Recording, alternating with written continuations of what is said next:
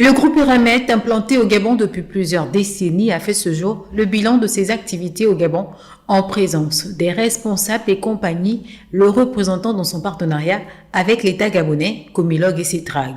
Partenariat jugé positif selon les responsables de ces entreprises dont les résultats sur les 5 dernières années sont salués au point de vue des performances économiques. Nous avons eu l'occasion de refaire un point sur le partenariat, qui est un partenariat qui date de plus de 30 ans entre Eramet et l'État gabonais,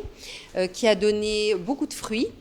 Notamment sur les 5 dernières années, avec un développement considérable de l'activité minière, un développement aussi considérable du trafic sur la voie, beaucoup de création d'emplois, beaucoup d'investissements et beaucoup de retombées économiques pour le Gabon. Tenant compte des aspirations du gouvernement gabonais pour l'accroissement de ce secteur d'activité en totale convergence avec celle du groupe Eramet, les interlocuteurs du jour ont décliné leurs perspectives pour 2024 et au-delà, évoquant par ailleurs les potentielles ou probables difficultés. 2023 a été une année difficile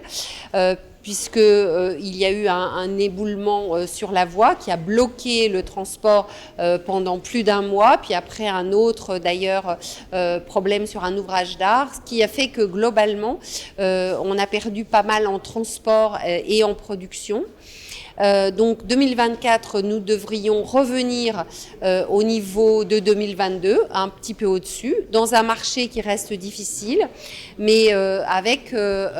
quand même beaucoup d'ambition et notamment un plan de maintenance renforcé à la Cetrag pour améliorer les conditions de transport et permettre de créer les conditions pour développer de nouveau la production en 2025 et 2026. Actionnaire de Comilog depuis 1995 et Cetrag depuis 2005, le groupe Eramet est le premier producteur mondial de manganèse à haute teneur.